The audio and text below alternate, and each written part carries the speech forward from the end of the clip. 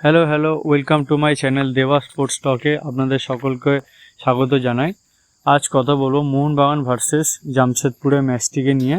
বর্তমানে দুটি টিমের অবস্থা দেখতে গেলে কিছুটা হলেও সেম, পয়েন্টের দিক থেকে না, কিন্তু টিমের চোট আঘাত কাট সমস্যা এই দুটো নিয়েই দুটো টিমের মোটামুটি সমান অবস্থা।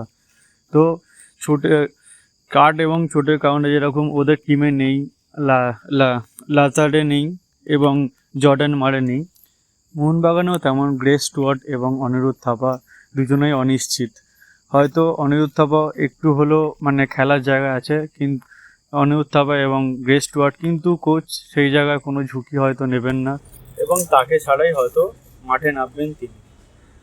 আশিস রায় তো পুরো চোট থেকে বেরিয়ে যাওয়ার, তার তো খেলার কোনো সম্ভাবনা নেই, তার জায়গায় হয়তো ওই পজিশনে আমরা দেখতে পারি দিব্যেন্দু বিশ্বাসকে যতটা আশা করা যায়। নেক্সট ওয়ার্ডের ক্ষেত্রে লম্বা লিগ এইটি, তাকে পরবর্তীকালে তিনি খুব গুরুত্বপূর্ণ প্লেয়ার, তাকে পরবর্তীকালে অবশ্যই কাজে লাগবে।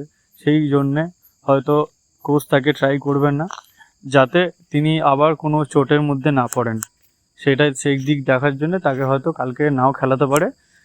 কোচ নিজেই বুঝিয়ে দিলেন তার নিজের কথার মাধ্যমে। প্রথম 15 মিনিট গ্রেট স্টুয়ার্ট পুরো টিমের সঙ্গে অনুশীলন করলেন, সিচুয়েশান প্র্যাকটিস করলেন।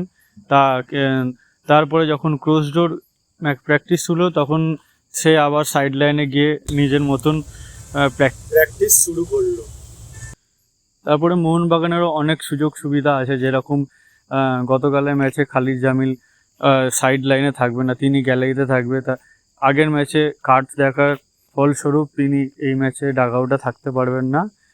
তার জায়গায় স্টিফেন ডায়াস কোচের সিটে থাকবে। তো দেখা যাক, তিনিও ছেড়ে কথা বলবেন না।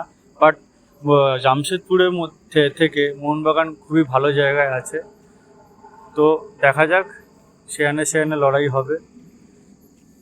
আশা করি যাক ম্যাচটা খুব সুন্দর হবে। তার জায়গায় স্টিফেন ডায়াস কোচের সিটে থাকবে। তো দেখা যাক, তিনিও ছেড়ে কথা বলবেন না। বাট জামশেদপুরের মধ্যে থেকে মোহনবাগান খুবই ভালো জায়গায় আছে, তো দেখা যাক, সেখানে লড়াই হবে। আশা করি যাক ম্যাচটা খুব সুন্দর হবে এবং আশা করা যাক যে মোহনবাগানই জিতবে কালকের ম্যাচে।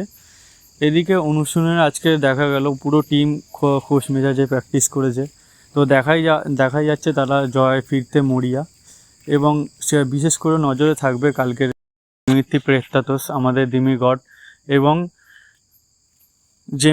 জেমি ম্যাকলারেন, এদের দিকে দুজনের দিকে চোখ থাকবে।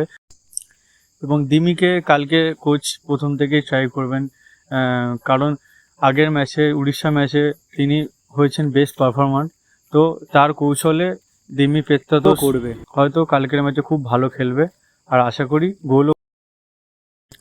এবং জেমি ম্যাকলারেন আগের দুটো ম্যাচে যেরকম গোল পায়নি, তার মধ্যেও একটা গোল করার খিদে থাকবে।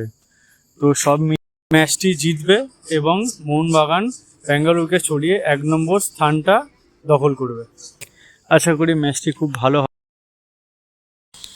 আমার ভিডিওটা যদি ভালো লেগে থাকে আপনাদের, তো লাইক শেয়ার সাবস্ক্রাইব করে দিন, পাশে থাকা বেল আইকনটি প্রেস করে দিন যাতে আমার ভিডিও সমস্ত নোটিফিকেশান আপনাদের মোবাইলে চলে আসে।